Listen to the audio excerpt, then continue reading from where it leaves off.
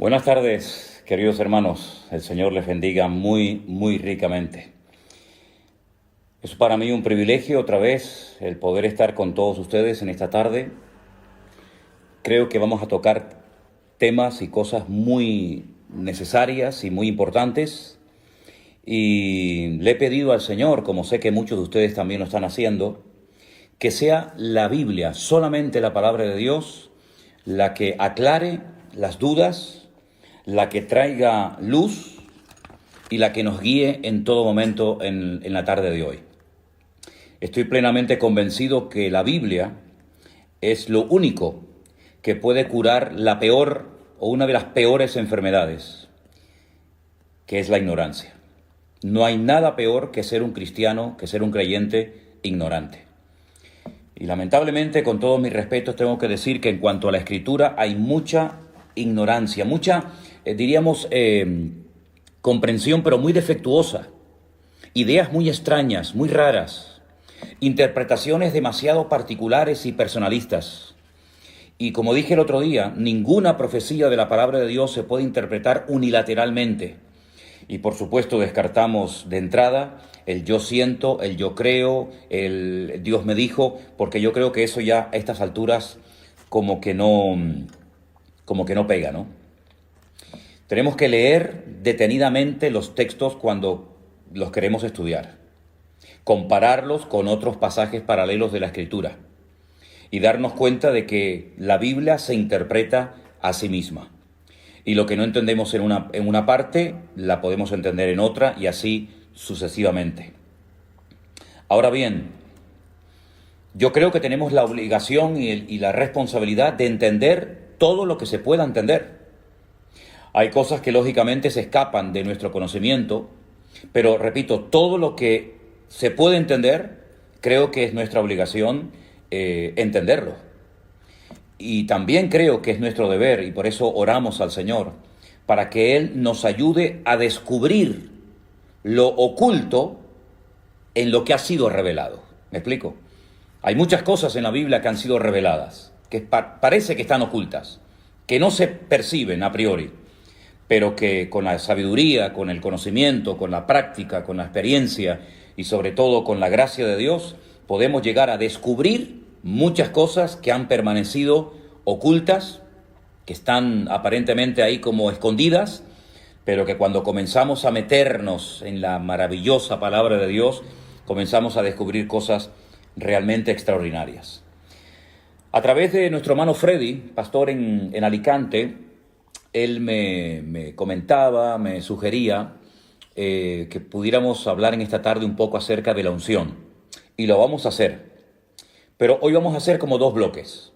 Vamos a hablar acerca del tema de la unción, qué es, dónde se puede conseguir, etcétera, etcétera, para qué sirve.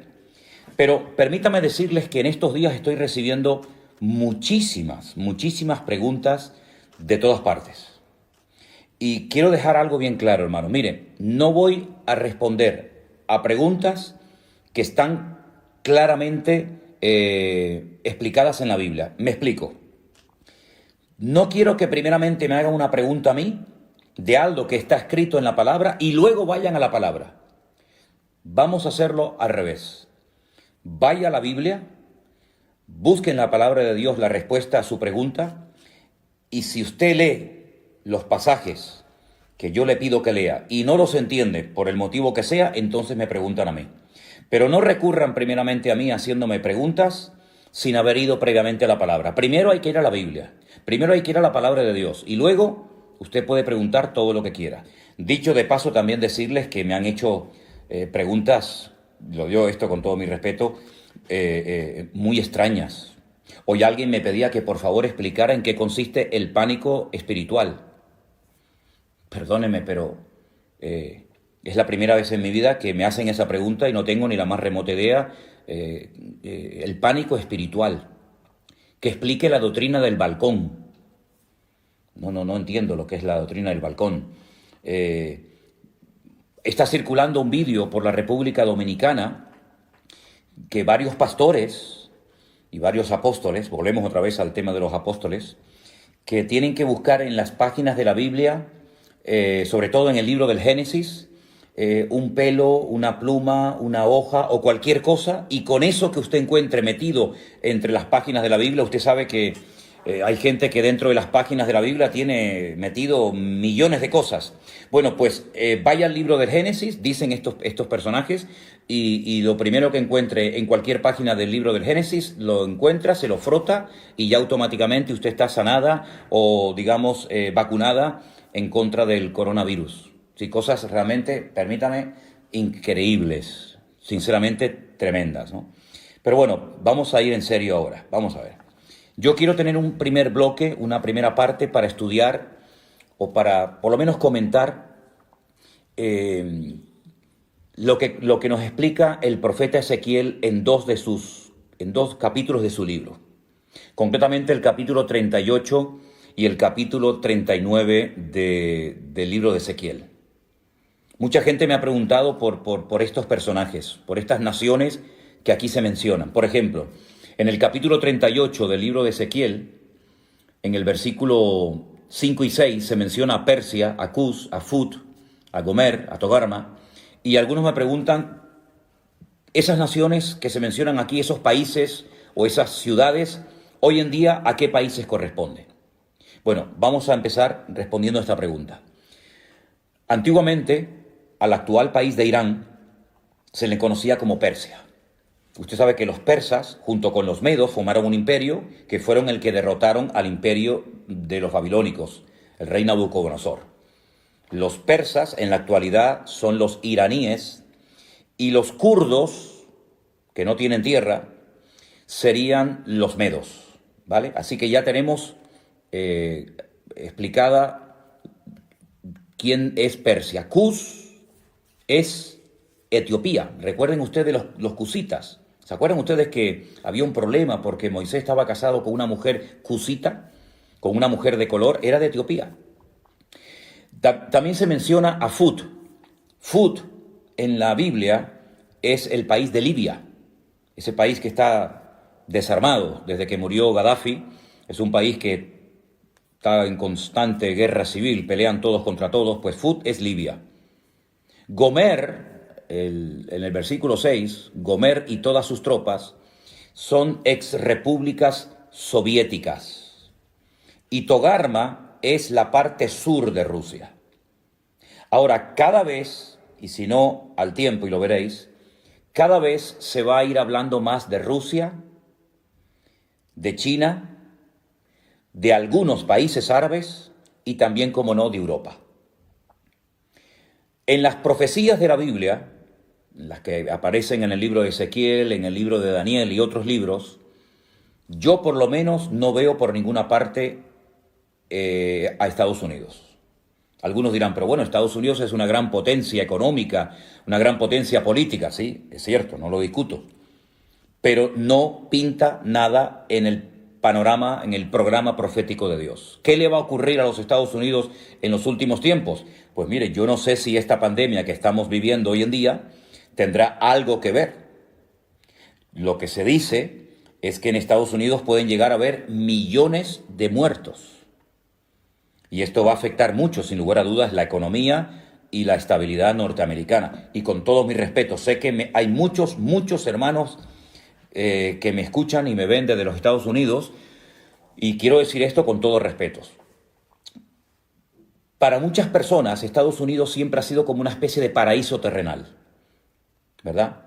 Los países más cercanos a Estados Unidos, países centroamericanos, países latinoamericanos, siempre o muchas veces el sueño de muchos era poder ir a los Estados Unidos y conseguir un buen trabajo y poder empezar una nueva vida.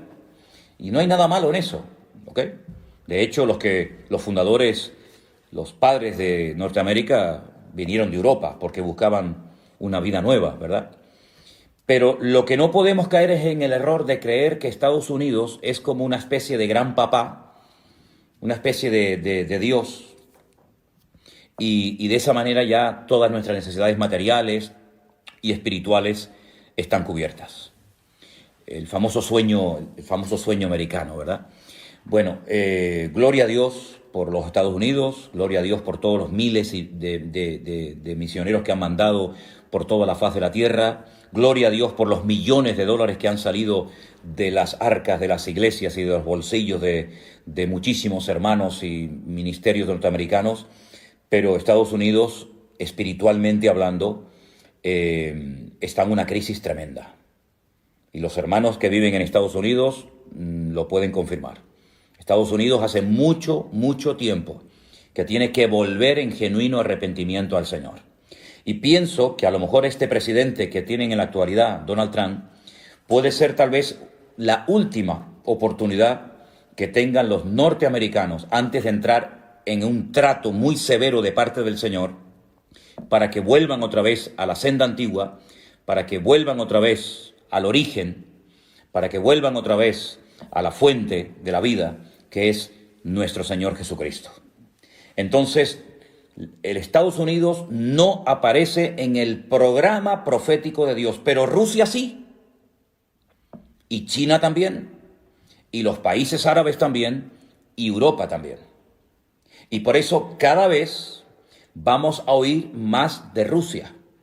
Cada vez los chinos, por un motivo o por otro, cada vez se va a hablar más de ellos. Y de Europa, la pobre Europa, la pobre víctima que no sabe dónde meterse, no sabe hacia qué lado inclinarse. Esa Europa que tiene nombre de mitología griega, que todavía no sabe cuál es su identidad, si tiene que abrirse a todas las religiones, si tiene que volver al cristianismo, si tiene que ponerse del lado de unos países o ponerse al lado de otros países. Bueno, pues en esos cuatro grupos, ahí se mueve prácticamente todo lo que va a ser el futuro. Y lógicamente, no podía ser de otra manera, Israel, ¿verdad? Entonces, repito, Rusia, China, Europa y algunos países árabes, cada vez se va a hablar más de ellos. No me malinterpreten con lo que voy a decir a continuación. Aunque es una realidad este tema famoso del coronavirus, y aunque es un hecho de que hay miles de personas que están muriendo en todas partes del mundo por este tema, que esto no sea algo que nuble nuestra visión espiritual, por favor. Que esto no nos despiste, porque hay profecías que para que se cumplan tienen que darse situaciones muy, muy parecidas a las que estamos viviendo en este tiempo. Digamos que este sería el caldo de cultivo o el inicio, el comienzo de un proceso que ya no va a dar marcha atrás. Es una especie como de cuenta regresiva.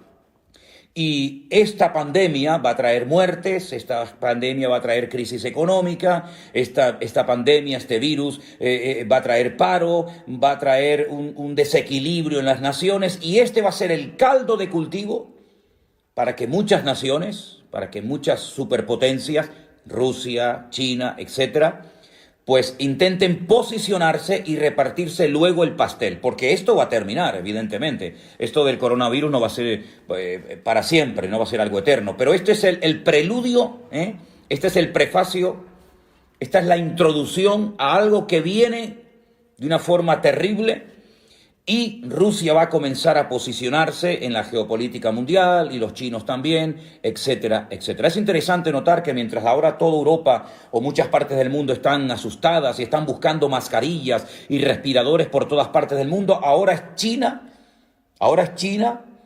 la que ofrece ayuda, la que manda médicos a Italia, la que manda aviones por aquí, la que manda aviones por allá, y también Rusia también está ahora como una especie de Papá Noel, una especie de niño bueno repartiendo ayuda por todas partes del mundo. Ojo, porque todo esto es el principio de dolores. Y hay un nombre en la Biblia, en el libro de Ezequiel, capítulo 38 y 39, que es el nombre God. God. God es un nombre simbólico. No es el nombre de una persona, pero en cierto sentido podríamos decir que ese inicuo, ese hijo de pecado, ese cuerno pequeño del cual nos habla Daniel, o ese anticristo del cual nos habla el apóstol Juan, es este personaje llamado God. Ahora, si os dais cuenta, hay un rey en la historia de Israel cuyo nombre empieza por la misma letra que por la que termina. ¿Saben cuál es, verdad? ¿Cuál es el rey de Israel que empieza por la misma letra su nombre y termina, que empieza por una letra y termina por la misma letra? El rey David. David en hebreo son 3 letras, Dalet, Vat, Dalet. Y ahí hay un mensaje, ahí hay algo muy importante. Es decir, no es una persona, digamos, fluctuante, que es una cosa ahora y una cosa más tarde. Fíjense qué nombre le da la Biblia a este perverso, a este inicuo, a este hombre de pecado, a este hijo de perdición, como lo denomina Pablo en una de sus cartas a la iglesia de Tesalónica. A este personaje se le conoce en el Antiguo Testamento como God. Y los judíos en Israel, en el judaísmo, se conoce a God como un hombre malo, al que nosotros denominaríamos o llamamos el anticristo. Y fíjense que su nombre empieza por la letra Gimel, la G en español, y termina por la misma letra, God, G-O-G. Es como una especie de imitación de todo lo que Dios, de todo lo que el Señor ha estado haciendo a lo largo de la historia. Es la última oportunidad que Satanás tendrá para poder alcanzar sus objetivos. Ahora, Satanás, por primera vez en toda la historia de la humanidad, va a ir en contra de su esencia. Porque el Señor Jesucristo dijo que Satanás es un ladrón que viene a hurtar, a matar y a destruir. Pero por primera vez en la historia, un instrumento tremendamente usado por Satanás, como va a ser este God o este anticristo, va a ofrecer algo que Satanás no puede ofrecer porque va en contra de su esencia. ¿Y saben lo que es? Paz y seguridad. Satanás, desde el día que se rebeló contra su creador, no ha tenido ni un día de paz. Es un ser atormentado, es un ser amargado, es un ser errante, no tiene amigos, no tiene familia, no tiene nada a lo que agarrarse. Es un ser solitario que sabe que le queda poco tiempo y a través de todas las edades ha intentado destruir, neutralizar, hacer fracasar el plan de Dios, y ahora cambia la estrategia y comienza a ofrecer a través de este personaje paz y seguridad. Ahora bien, este personaje, el anticristo, que se va a levantar en los últimos tiempos, se va a manifestar como el hombre de pecado, ofrecerá paz y seguridad, pero cuidado, es falso. Da una imagen totalmente diferente a lo que realmente es. Lo pueden ver en el libro de Apocalipsis. Su apariencia es una cosa, pero cuando habla es otra.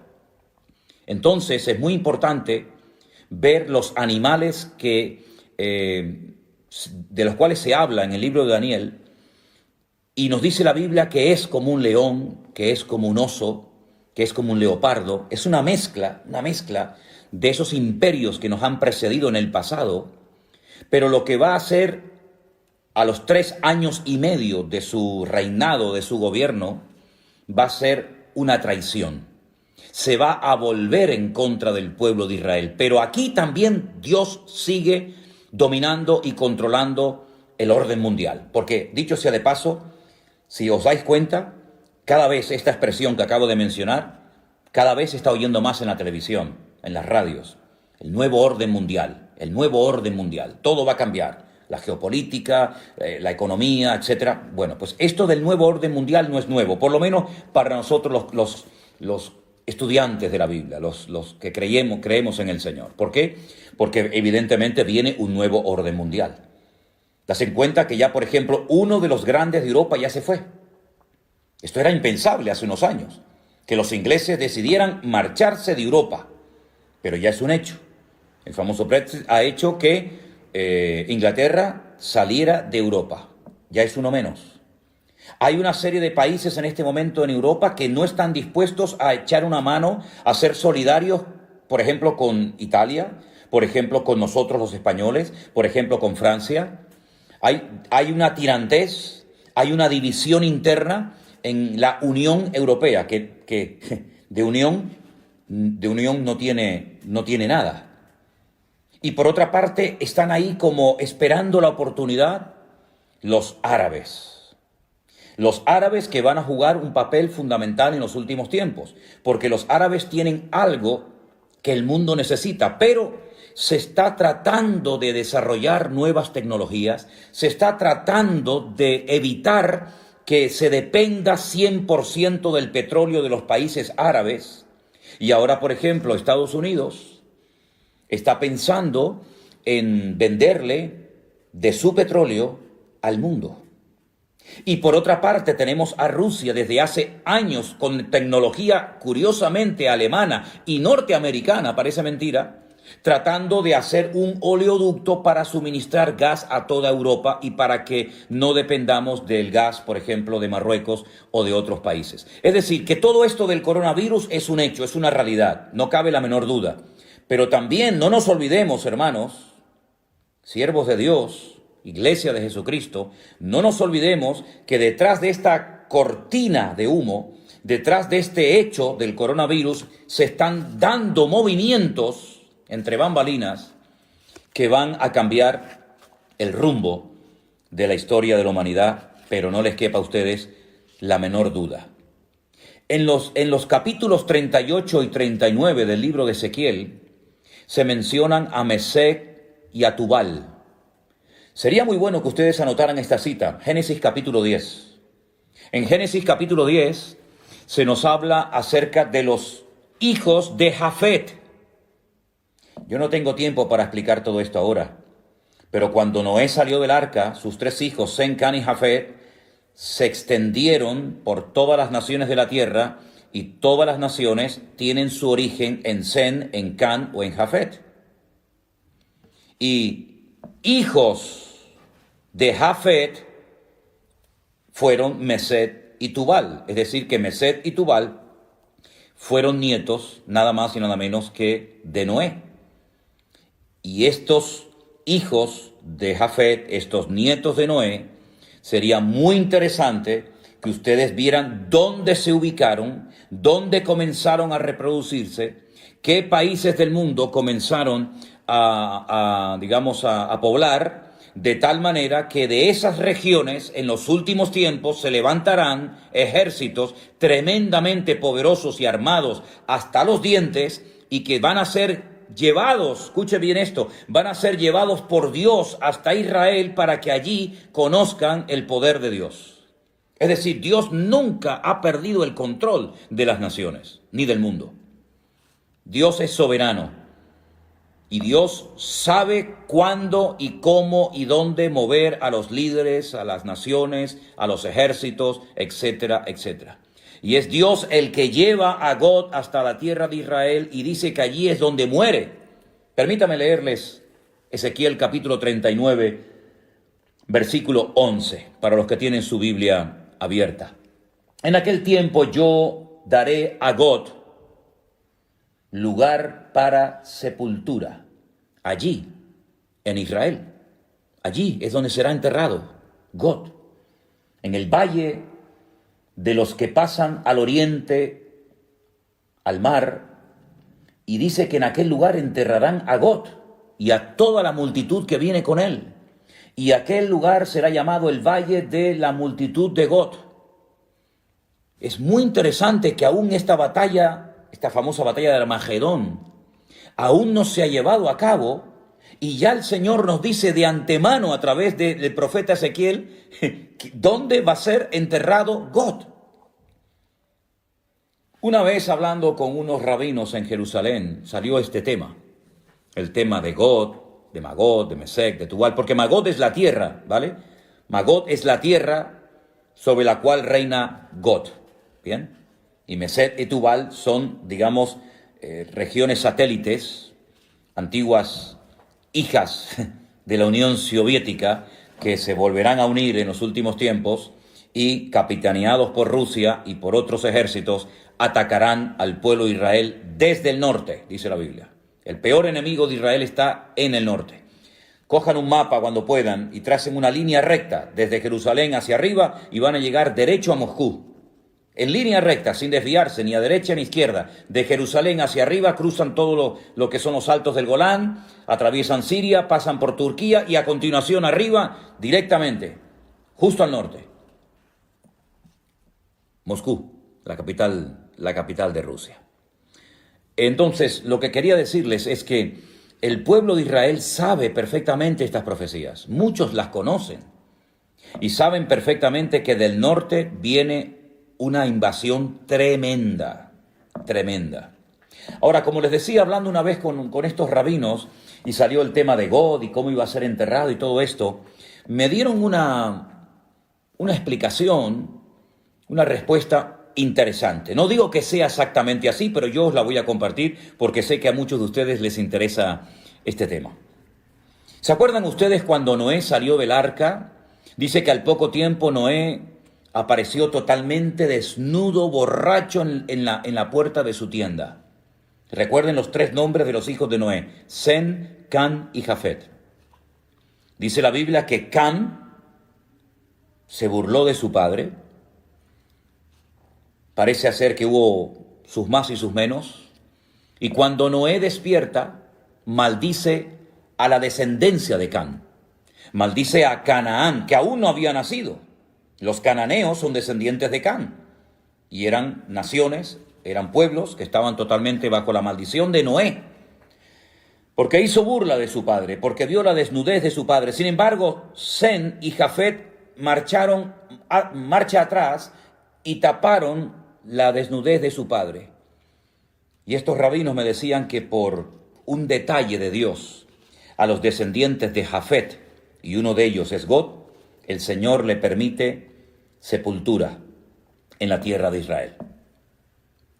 Ahí queda eso. Cómanse el pescado y dejen las espinas a un lado. La batalla será de tal magnitud, y quiero dejar una cosa bien clara, esta batalla que se describe en los capítulos 38 y 39 del libro de Ezequiel aún no se ha llevado a cabo. Esto es profético, esto nunca ha ocurrido. Esto es algo que va a ocurrir en los últimos tiempos. Desde Tbilisi, vecino con Rusia. Qué interesante este mensaje que nos acaba de mandar Miriam Masi. Te saludo desde Tbilisi, Europa del Este, país vecino con Rusia. Interesante. Esta batalla será de tal magnitud que una vez que termine, y la batalla se llama la batalla de Armagedón, se va a llevar a cabo en un valle precioso que he tenido la oportunidad y el privilegio de verlo muchas veces, de caminar por él, de conducir por medio del valle. El valle de Jezreel o el valle de Megiddo. Es un valle inmenso. Ya Napoleón dijo cuando lo vio, este es el valle perfecto para llevar a cabo una gran batalla. Bueno, pues en ese valle se va a llevar a cabo una batalla tremenda que va a llegar hasta el Monte de los Olivos en Jerusalén, donde muere el anticristo y muchas de sus tropas. Y una vez que la batalla termine, dice que estarán durante 7 años quemando al fuego el armamento que las tropas trajeron para atacar al pueblo de Israel. Allí habrán tropas de todas partes del mundo, También los chinos mandarán millones y millones de soldados para atacar al pueblo de Israel. Porque al final todas las naciones del mundo quieren conquistar Jerusalén y la quieren para ellos. Y la Biblia nos enseña que en ese valle de Armagedón la batalla será tan espectacular. Dice la Biblia que lloverá lluvia impetuosa, piedras de granizo, fuego y azufre. Apocalipsis dice que serán del peso de un talento, 45 kilos. Probablemente esté haciendo referencias a bombas, vete tú a saber. Y la Biblia nos enseña que durante 7 años después de la batalla de Armagedón estarán quemando el armamento de todas aquellas personas que vinieron a pelear contra Israel. 7 años. Pero en el versículo 12 dice, y la casa de Israel los estará enterrando por 7 meses para limpiar la tierra. Fíjense la cantidad de millones de personas que mueren, que estarán 7 meses enterrando muertos.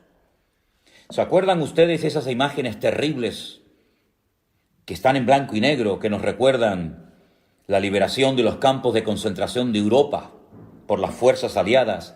Cómo se veían unos bulldozers, cómo se veían unos tractores enormes arrastrando multitudes y multitudes de cadáveres para echarlos en fosas comunes. Miles y miles de judíos que fueron enterrados como si fueran animales, sin ningún respeto, sin ningún honor, que fueron enterrados multitudes. Pues durante 7 meses, y la Biblia no miente, la Biblia dice la verdad, durante 7 meses estarán enterrando los cadáveres de los soldados que fueron a pelear contra el pueblo de Israel. Porque en esa batalla todas las naciones de la tierra sabrán que el Dios Todopoderoso es el Dios de Abraham, el Dios de Isaac y el Dios de Jacob. Los enterrarán todo el pueblo de la tierra y será para ellos célebre ese día. Tomarán hombres a jornal, versículo 14, para que vayan por todo el país para enterrar a los que queden sobre la faz de la tierra, para limpiarla, y al fin de 7 meses se hará el reconocimiento. Pasarán los que irán por el país, y el que vea huesos de algún hombre pondrá junto a ellos una señal para que los entierren, para que entierren los sepultureros en el valle de Amón-Gad. Esta sería una tercera guerra mundial terrible, brutal. Y les digo algo más. Estamos viendo cómo todas las naciones de la tierra están siendo afectadas, están siendo atacadas por un enemigo invisible, por un pequeño virus que mata. Pues miren lo que dice el capítulo 14 del profeta Isaías. Capítulo 14 del profeta Isaías. Dice, esta será la plaga. Qué curioso, ¿eh? Estamos en medio de una plaga. Pero es que hay otra plaga en el futuro, diferente a la que estamos viviendo ahora. Y esto es simplemente, como dije el otro día, un pequeño botón de muestra, un anticipo, un prefacio de lo que viene.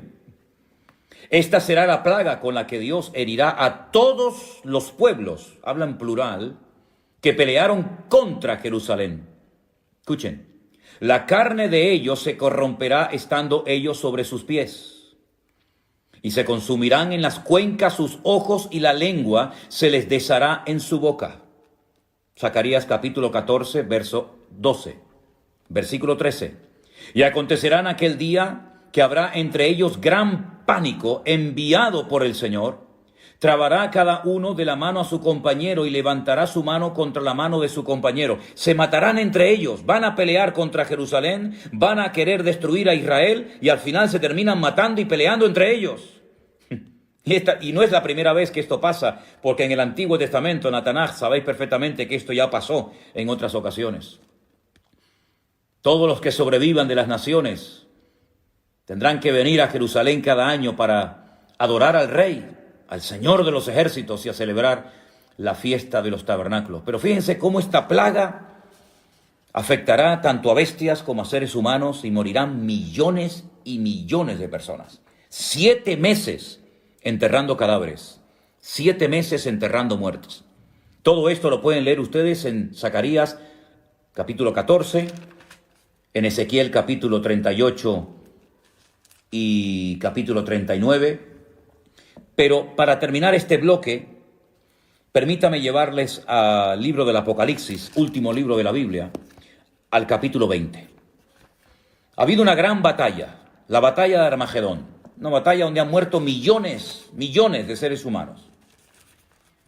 El Señor viene, establece su reino en Jerusalén por 1000 años, y después de los 1000 años, Satanás, que ha estado durante todo este tiempo atado, privado de libertad, sin poder hacer absolutamente nada, pues dice en el capítulo 20, que habla acerca del tema del milenio, en el versículo 7, cuando los 1000 años se cumplan, Satanás será suelto de su prisión y saldrá a engañar a las naciones que están en los 4 ángulos de la tierra. Y otra vez menciona a Gog, a Magog, a fin de reunirlos para la batalla, el número de los cuales es como la arena del mar. Es decir, no han aprendido la lección. El hombre no termina de aprender del pasado, vuelve siempre a cometer los mismos errores. Han visto una batalla tremenda donde han muerto millones y millones de seres humanos, donde han estado 7 años quemando al fuego el armamento, donde han estado meses enterrando cadáveres, donde la sangre dice que ha llegado hasta la altura de los frenos de los caballos, por poner un ejemplo. Terrible. Ríos de sangre. Es como un lagar donde Dios derrama su ira contra las naciones que vienen a atacar a Israel. Comienza el milenio, está el Señor Jesucristo, subimos a Jerusalén a adorarle, estamos allí con Él, vemos su gloria, vemos su imperio, vemos su dominio y su autoridad, sueltan al diablo y vuelven otra vez a juntarse las naciones para atacar otra vez al campamento de Dios. El hombre no termina de aprender. Aprenderán las naciones, aprenderán estos políticos que tenemos, las lecciones que nos está dando la historia, el mensaje que le está transmitiendo Dios a la humanidad a través de esta pandemia. En fin, ustedes saben perfectamente la respuesta. Pasamos a otro tema. La unción. ¿Qué es la unción? La Biblia nos enseña que los reyes, antes de poder gobernar, tenían que ser ungidos, ¿verdad? Vemos, por ejemplo, por poner un ejemplo, vemos a Samuel yendo a Belén de Judea, a la casa de un tal Isaí, para ungir con un aceite especial, el aceite de la unción, como se dice en Éxodo 25:6. Voy a dar una serie de versículos, los que están tomando nota, este es el primero, Éxodo 25:6. El aceite de la unción se preparaba con unas especies muy especiales. El aceite de la unción no se podía utilizar para otras cosas más que para ungir, ¿vale? Y allí en el libro de Éxodo, capítulo 25:6, se habla del aceite de la unción, y también en el libro de Levítico se nos dice un poco de su elaboración, de cómo se preparaba. Vemos en el libro de los Salmos, yo voy a dar el versículo y no puedo leer todos los textos porque si no esto sería interminable. En el Salmo 89:20 dice que el Señor ungió a David para ser rey de Israel. También a otros, ¿no? Pero concretamente el Salmo 89 es el salmo donde encontramos el pacto que hace Dios con David, y en ese pacto incluía una unción especial para ser rey de las 12 tribus de Israel, ¿vale? La palabra Mashiach, ungido, no es un nombre propio, como puede ser Antonio, Tomás, Santiago, Ricardo, Alberto, Manuel, sino que es un título, más que un título, es algo que se hacía sobre las personas, sobre algunos objetos, para consagrarlos para un servicio especial. Se ungían a los reyes, se ungían a los profetas, se ungían a personas para una función específica. El rey de Israel era el ungido del Señor. Ahora, esa unción, ese respaldo divino que se representaba derramando un aceite que se preparaba especialmente sobre la cabeza, sobre las vestiduras. Por ejemplo, en el Salmo 133 nos habla de la unción que se derramó sobre Aarón como sumo sacerdote en el tiempo de Moisés en el desierto, en el tabernáculo, ¿verdad? Esa unción, ese acto de Dios de respaldar a un hombre, de respaldar a una persona para ser rey, para ser sacerdote, para ser profeta o para una función en específica, esa unción, ese respaldo de Dios también se menciona en el Nuevo Testamento. Pero ya no se ve a nadie echándole aceite sobre la cabeza a nadie para que reciba la unción. Es cierto que en el Nuevo Testamento hay algunos textos donde se habla del aceite. Por ejemplo, hoy encontraba un versículo muy interesante, y ese sí quiero leerlo, en Marcos capítulo 6, versículo 13, en el Evangelio según San Marcos, capítulo 6, versículo 13, yo no sé si se han dado cuenta de que ahí se menciona el aceite y la utilizaban los discípulos. Dice que echaban fuera demonios los discípulos, y ungían, derramaban aceite a muchos enfermos y los sanaban. Hay un momento en el que los discípulos les ponían aceite a los enfermos y eran sanados. Y Santiago en su epístola nos dice que está alguno enfermo, llame a los ancianos de la iglesia para que vayan, lo unjan con aceite, y verdad. Entonces vemos que es algo también del Nuevo Testamento, pero no se utiliza en el Nuevo Testamento el aceite para ungir a un pastor, o para ungir a un diácono, o para ungir a una persona para que haga una función específica en el cuerpo de Cristo, es decir, en la iglesia. No, eso no se ve en el Nuevo Testamento. Ahora, sin embargo, el Señor Jesucristo dice en el Evangelio según San Lucas que Él fue ungido para dar buenas nuevas a los pobres. ¿Quién ungió? ¿Quién ungió al Hijo de Dios, al Señor Jesucristo, para el ministerio espectacular que tuvo durante su existencia? Hay dos versículos muy interesantes que me gustaría que leyéramos. Uno se encuentra en Hechos capítulo 4, versículo 27. Hechos capítulo 4, versículo 27, nos dice lo siguiente acerca de la unción. Dice, porque verdaderamente se unieron en esta ciudad contra tu santo Hijo Jesús, a quien ungiste, Herodes y Poncio Pilato, con los gentiles y con el pueblo de Israel. Es decir, Pedro hablando, dando una explicación coherente a los que allí estaban pidiéndole explicaciones acerca de cosas que estaban sucediendo en aquellos tiempos en la iglesia primitiva, dice que Dios ungió a nuestro Señor Jesucristo. También en el mismo libro, pero en el capítulo 10, Hechos capítulo 10, versículo 38, dice, y cómo Dios ungió con el Espíritu Santo y con poder a Jesús de Nazaret, y cómo éste anduvo haciendo bienes y sanando a todos los oprimidos por el diablo, porque Dios estaba con él. Otra vez encontramos en el capítulo 10 del libro de los Hechos una explicación muy interesante dada por el apóstol Pedro. Y él dice que Dios ungió con el Espíritu Santo al Señor Jesucristo para poder desarrollar y para poder cumplir con la misión que el Padre le había encomendado. La Biblia, cuando habla del Señor Jesucristo, habla de su ungido. Salmo capítulo 2, versículo 2.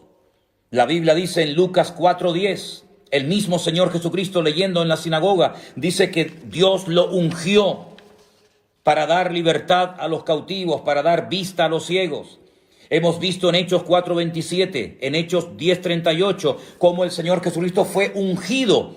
Bueno, recuerden ustedes, mis queridos hermanos, que el día que Juan Bautista bautizaba al Señor Jesucristo en el río Jordán, dice la Biblia que el Espíritu de Dios descendió sobre él en forma corporal como de paloma. Y se oyó una voz del cielo.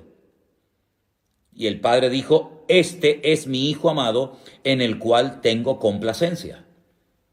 Por lo tanto, el mismísimo Señor Jesucristo fue ungido con el Espíritu Santo para poder desarrollar una función, un ministerio realmente extraordinario. Ahora bien, hoy en día, sobre todo en ciertos y determinados círculos evangélicos, vuelvo otra vez a decir lo mismo, es que conozco muy bien ese terreno, conozco muy bien ese ambiente, porque me crié y estuve muchos años en él, y sé que el tema de la unción es un tema que se ha sacado totalmente de contexto. Y entonces incluso he estado en culto donde se le echaba litros, botellas de aceite sobre la cabeza a la gente para que recibieran la unción de Dios. Eso no se ha visto en ninguna parte de la iglesia primitiva. Eso no se ve en ninguna parte del Nuevo Testamento. Pero sin embargo, en algunas iglesias evangélicas se ha visto y se utiliza muchísimo, no el uso del aceite para orar por enfermos, lo cual es bíblico. No digo que siempre haya que hacerlo, pero si se hace, no es ningún pecado. No estamos quebrantando ninguna norma bíblica. No es nada de superstición, ni es nada extraño. Se puede ungir con aceite a un enfermo. No hay ningún problema en hacerlo, es bíblico. Hay un texto de la Biblia que lo respalda. Luego, hay que decir amén, aunque tal vez no te guste, no lo hayas hecho nunca, pero hay algo que la Biblia dice acerca de la unción sobre los enfermos. Pero en ningún momento encontramos en la Biblia a pastores, a apóstoles, a discípulos echando botellas y botellas, litros y litros de jarra y de aceite sobre la gente para que reciban la unción. Eso no es bíblico, eso no es correcto, eso no es de Dios. Eso es un disparate, eso es un invento de los hombres. Y la gente en su ignorancia, que es una de las peores enfermedades que tiene la iglesia, lamentablemente, y espero que se vaya sanando la iglesia con el bálsamo de la palabra de Dios, con el conocimiento de Dios. Espero que nos demos cuenta de que yo no tengo que ir a un altar para que un ungido me unja con aceite para recibir la unción del Espíritu Santo. Eso es un disparate. La unción no la da un hombre. La unción, el respaldo, lo da el Señor. Lo que pasa es que hay algunas personas que, como no tienen el respaldo de Dios, tienen que buscar el respaldo y la unción del hombre.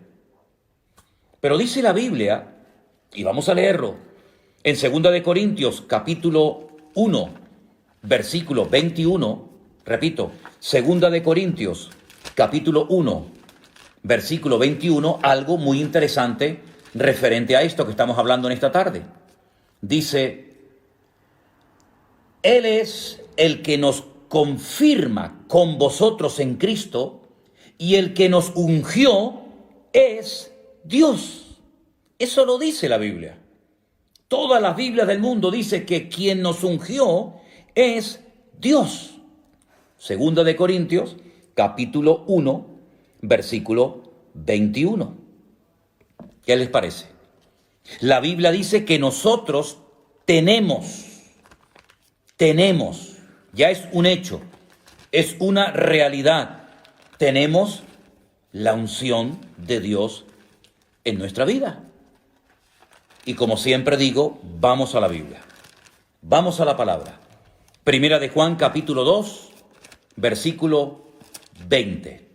Y dice así la palabra del Señor. Pero vosotros tenéis la unción del Santo. Vosotros tenéis la unción del Santo. Más adelante en el versículo 27 dice, pero la unción que vosotros recibisteis de Él, permanece en vosotros, y no tenéis necesidad de que nadie os enseñe, así como la unción misma os enseña todas las cosas. Y es verdadera y no es mentira. Así que, queridos hermanos y amigos, la unción de Dios se manifiesta de muchas formas. Evidentemente, no todo el mundo ha recibido la misma capacidad. Cambiemos, si quieren, la palabra unción por la palabra capacidad y así nos entendemos todos mejor, ¿les parece? Dios ha capacitado a unos para la enseñanza. Dios ha capacitado a otros para el evangelismo. Dios ha capacitado y ungido a unos para la música, a otros para cualquier otro ministerio. Pero todo creyente tiene el Espíritu Santo en su corazón. Ahora, yo sé que en algunos círculos evangélicos y sobre todo en algunas denominaciones, incluso en la denominación en la que yo me convertí, y lo voy a decir, las asambleas de Dios. En las asambleas de Dios se nos enseñaba que el que no hablaba en lenguas no tenía el Espíritu Santo con él.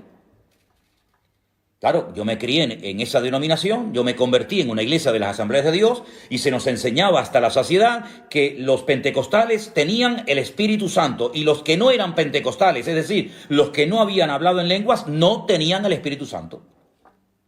Y lo creíamos,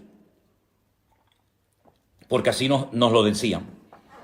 Y nosotros teníamos el evangelio completo, el evangelio completo. Los demás tenían un evangelio por incompleto. Nosotros teníamos la bombilla de 100 vatios, los demás de 25. Y crecimos con esa idea falsa, con ese orgullo denominacional que no es de Dios. Y cuando uno comienza a escudriñar las Escrituras, encuentra versículos como ese que dice, todos fuisteis bautizados en un cuerpo. Dios nos ha bautizado a todos. Todo creyente tiene al Padre, al Hijo y al Espíritu Santo. ¿O solamente es patrimonio de las iglesias pentecostales? Todos los que hablan en lenguas realmente son lenguas de Dios o a veces son lenguas inventadas, porque de esto habría que hablar largo y tendido, Otro día, si quieren, hablamos de esto. Todos los que hablan en lenguas verdaderamente reciben esa unción de lo alto, sus vidas son transformadas y todos hemos sido bautizados en un cuerpo. La experiencia de hablar en lenguas, si quieren, otro día hablamos de eso. Pero no es bíblico decir que solamente los que han hablado en lenguas tienen el Espíritu Santo. Eso es un disparate, eso es antibíblico, y algún día muchos que han enseñado durante años eso tendrán que pedir perdón. Porque a la luz de las Sagradas Escrituras han enseñado algo que no es cierto, algo que no es verdad. Todos nuestros hermanos, aunque nunca hayan hablado y aunque nunca hablen en lenguas en su vida, todos los cristianos tenemos el Espíritu Santo en nuestros corazones. Bueno, no puedo leer, como pueden comprender, todos los saludos y las preguntas y las cosas que me hacen, porque estoy con un móvil, tiene una pantalla muy pequeñita y es prácticamente imposible leer todo esto. Pero permítame darles un versículo que después quiero que lo lean, si pueden, en sus casas. Isaías 45:1. Isaías 45:1. Miren, un hombre que no era cristiano, que no fue bautizado en agua, que no era pentecostal, que nunca leyó el Nuevo Testamento, que no dio diezmos ni ofrendas, un hombre que yo sepa que no habló ni en lenguas, ni interpretó, ni nada que ver, el Señor lo llama mi ungido. Estoy hablando de Ciro. Un hombre que Dios capacitó, un hombre que Dios ungió para que fuera un instrumento tremendamente poderoso en las manos del Señor, para que trajera bendición al pueblo de Israel. Mi ungido, al que yo he capacitado, al que yo he dotado, al que yo he escogido, al que yo he apartado, para que sea mi ungido. También hay en la Biblia, en el libro de los Salmos, un versículo muy bonito, Salmo 105, versículo 15, Salmo 105, versículo 15, donde habla de mis ungidos. Y ahí entramos todos los creyentes. Ahí entra todo el pueblo de Dios. Somos los ungidos del Señor. Los Meshijí, somos los ungidos. También la Biblia nos habla de dos ungidos, que en Zacarías 4, versículo 14, son lo que en Apocalipsis se les llama los dos testigos, pero que Zacarías los llama los dos ungidos. Hay un libro de un pastor español donde él dice el nombre de estos dos ungidos. Ha tenido una revelación sobrenatural. Nadie sabe, ni siquiera los autores de la Biblia, ni Juan, ni Pablo, ni Santiago, ni Tomás, nadie sabe en la Biblia quiénes eran, cómo se llamaban estos dos ungidos, pero en ese libro que yo tengo en mi casa dice los dos ungidos son fulanito y menganito. Punto. Interesante, ¿no? Por supuesto.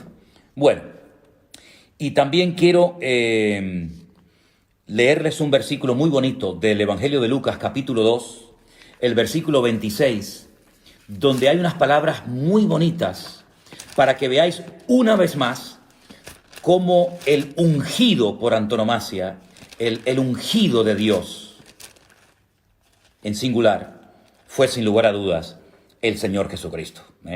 Yo les he dado versículos del libro de los Hechos, le he dado algunos textos en esta tarde de Lucas, pero miren qué versículo tan bonito de Lucas 4:18, donde el hombre que está orando, teniendo en sus brazos al Señor Jesucristo, pues Lucas 2:26, perdón, discúlpenme, Lucas 2:26, dice unas palabras muy interesantes y dice así: esto fue el día que los padres del Señor Jesucristo lo llevaron para ser presentado en el templo, ¿vale?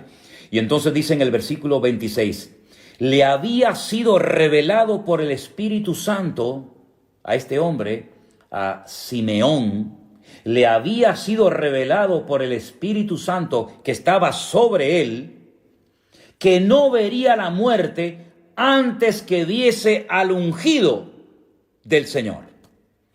¿Y quién es el ungido del Señor? El Señor Jesucristo, que en ese momento era un niño. Pero entonces él dice, Cuando los padres del niño lo trajeron al templo para hacer por él conforme al rito de la ley, él lo tomó en brazos y bendijo a Dios, dijo, ahora, Señor, despides a tu siervo en paz conforme a tu palabra, porque han visto mis ojos tu salvación. El Señor le había revelado a Simeón que él vería al ungido, al escogido de Dios, al Mesías, Mashiach.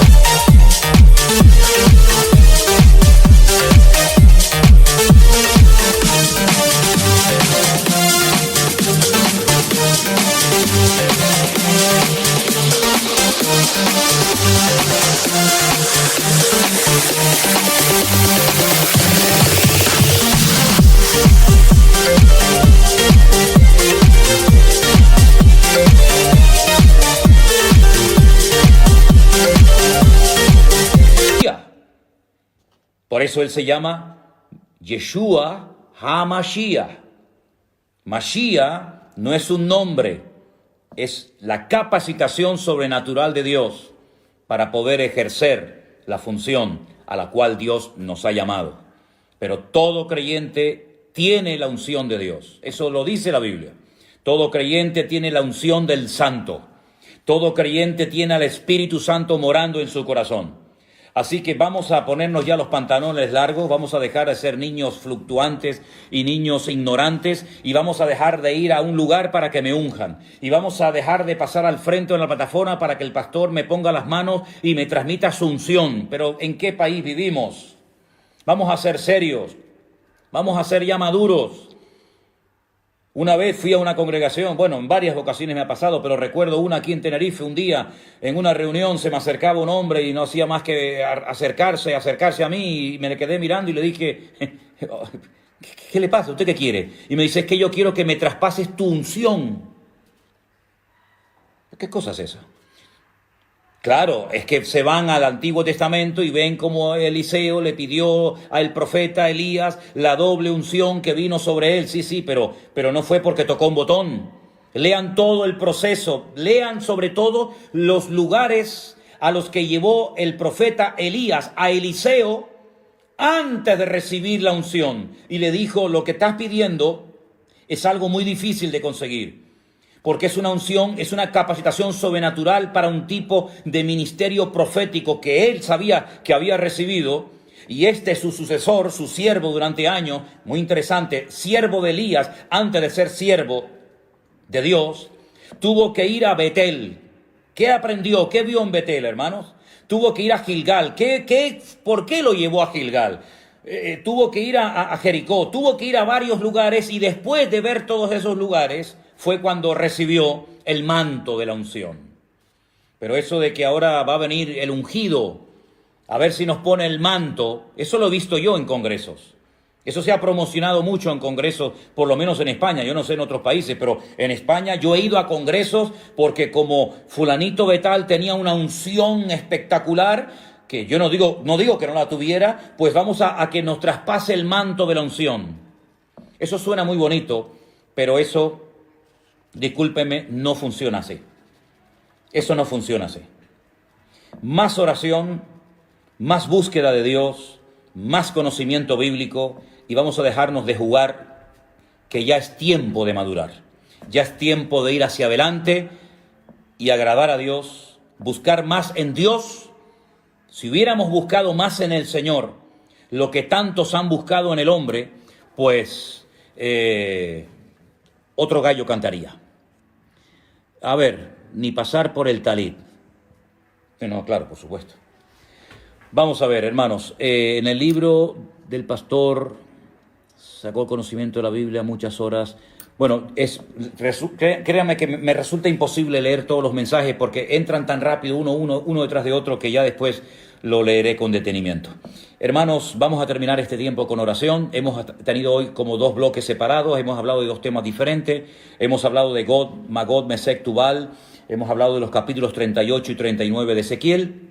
Y después hemos pasado al tema de la unción. Yo la próxima semana hay algo que me gustaría tocar, porque veo que se ha ido metiendo sutilmente en muchas congregaciones, ha hecho mucho daño, y es el tema de todo lo judío, que si el talit, que si la mezuzá, las velitas del Shabbat, Pesaj, Shavuot, y muchas cosas que, claro, como hay tan poca base y tan poco fundamento, han distorsionado y atontado a más de uno, y resulta que ahora ya nada de lo que nos enseñaron, nada de lo que hemos creído vale, sino que ahora hay que cambiar, romperlo todo y empezar de nuevo, porque resulta que la Biblia está mal traducida, porque resulta... De eso me gustaría a mí hablar la próxima semana, de las fiestas judías y de todas estas cosas que todavía hay mucha gente que no sabe nada. Se aprenden 4 o 5 palabras en hebreo y se creen que ya han descubierto la pólvora. Que Dios nos ayude y nos bendiga. La próxima semana seguiremos. Mañana es Shabbat, mañana es reposo y tranquilidad. Y el domingo, Dios mediante, estaremos retransmitiendo desde Santa Cruz, nuestra iglesia en Santa Cruz, Vida Nueva, el culto en directo. Vamos a participar de la Santa Cena. Yo les he pedido a los judaizantes, ¿sí? Yo les he pedido a los hermanos de nuestra congregación que estén preparados, se los recuerdo a través de aquí del Facebook, que estéis preparados con vuestra copita de mosto, de vino, de trozo de pan, para que podamos participar juntos de la mesa del Señor. Gracias a todos ustedes por haber estado con nosotros. Gracias de todo corazón a las personas que están colaborando de una manera desinteresada para sostener el ministerio, para sostener la obra. Que Dios les bendiga. A todos les mando un gran saludo. Ahora, después de cortar esta emisión, estaré leyendo la cantidad de mensajes que ustedes me han mandado, porque han sido muchísimos. Espero poder leerlos todos. Sigan orando por nosotros, como nosotros estamos orando por ustedes. Que la paz del Señor esté con vosotros y Shabbat Shalom para todos.